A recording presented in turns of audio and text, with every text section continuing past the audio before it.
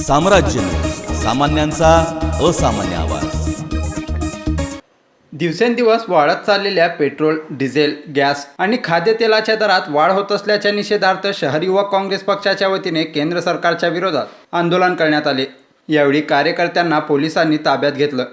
मागील अनेक वर्षांपासून पेट्रोल, डिझेल, गॅस आणि खाद्यतेलात दरवाढ होत आहे। याचा सर्वसामान्य नागरिकांना मोठा फटका बसत आहे। 25 लाख कोटी रुपये केंद्र सरकारने या वाढीमधून गोळा केले आहेत। याचा परिणाम महागाई वाढ झाली आहे। वाढत्या दरवाढीच्या विरोधात सोमवारी शहर युवक काँग्रेसच्या वतीने डफरीन चौक येथे केंद्र सरकारच्या विरोधात निदर्शने करण्यात आली।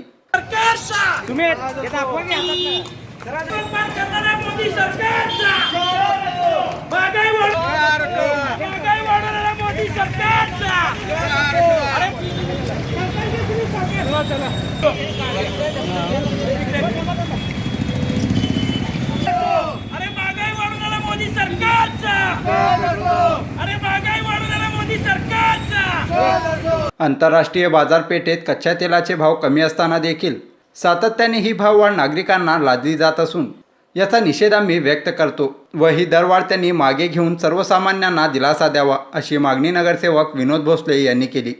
महाराष्ट्र प्रदेश काँग्रेस कमिटीच्या वतीनं आज या ठिकाणी सोलापूर शहर काँग्रेसच्या वतीनं माननीय आमदार पंडित शिंदे यांच्या मार्गदर्शनाखाली केंद्र सरकारने जी भरमसाठ डिझेल आणि पेट्रोलची दरवाढ केली आहे त्याच्या निषेधार्थ आज आम्ही या ठिकाणी निदर्शनाचं या ठिकाणी आंदोलन करत आहोत। आपण पाहिलं गेल्या 7 वर्षामध्ये पेट्रोलची आणि डिझेलची दरवाढ ही टप्प्याटप्प्याने होत आहे आणि आज तर गेल्या 2 दिवसाखाली पेट्रोलचा रेट हा 100 पार केला आहे आणि थोड्या दिवसांनी डिझेलचा रेटसुद्धा 100 पार करेल। त्यामुळे आज आम्ही नरेंद्र मोदीचं एक प्रतिकात्मक रूप उभा करून सेंच्युरी झालेल्या आनंदात या ठिकाणी नरेंद्र मोदींना उभा केला आहे।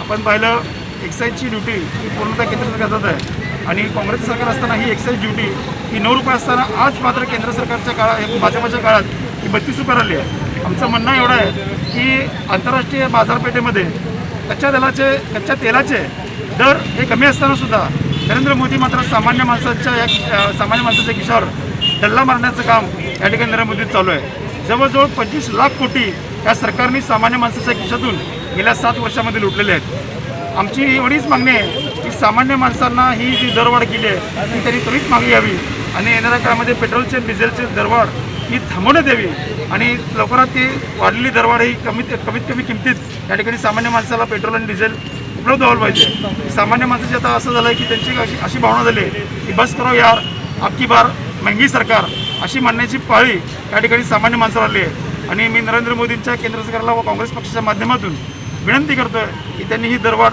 त्वरित मागे यावी। सरकारने जे पेट्रोलचे दर वाढवले, इंधन दर अतिशय महागाई फार मोठ्या प्रमाणात पसरलेली आहे। यासाठी जनतेमध्ये फार मोठा आक्रोश आहे। आज प्रत्येक काँग्रेस पक्षामध्ये प्रत्येक वार्डामध्ये प्रत्येक पंपासमोर आम्ही आंदोलन करून त्याचा निषेध करत आहे। कारण मोदी सरकार हा अतिशय वाईट पद्धतीने काम करत आहे। पेट्रोलचे दर वाढल्यामुळं प्रत्येक दर भाजीपालापासून धान्यापासून प्रत्येकाचे दर वाढत चाललेले आहे। यासाठी अतिशय वाईट घटना घडत आहे भारतामध्ये, असं कधी घडलं नाही। म्हणजे 100 पूर्ण तिने गाठलेली आहे पेट्रोलसाठी।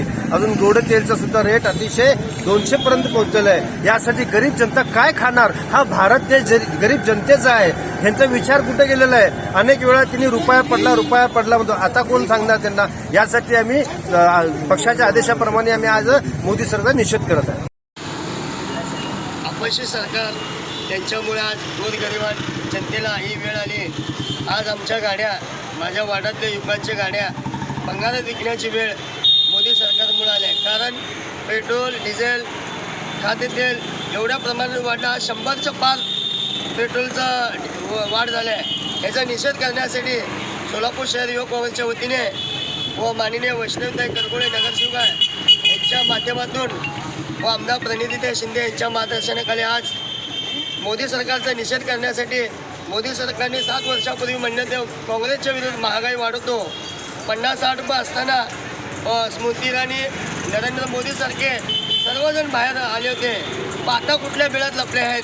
आम्हाला त्यांना विचारायचं आहे। एकीकडे कोरोनाचं संकट, एकीकडं लॉकडाऊनचं संकट असल्यात 100-150 रुपये पेट्रोल झालं तर आमच्यासारखे बिगारी काम करणारे युवकांनी करायचं काय? म्हणून आज माझ्या वार्डातल्या युवकांनी आज भंगारात कमीत कमी 4 ते 5 गाड्या टू व्हीलर विकण्याचा निर्धार केला आहे.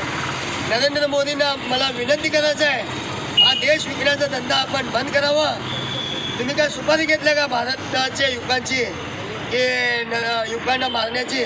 म्हणून मला विनंती आहे की युवकांना जास्तीत जास्त बेरोजगार देतो मला. बेरोजगार सोडून युवकांनी आज स्वतःचं टू व्हीलर विकत आहे, त्यांचा मी जाहीर निषेध करतो. दरम्यान आंदोलनकर्त्यांना पोलिसांनी ताब्यात घेऊन नंतर अनेक कायदेशीर कारवाई करत सोडून दिलं.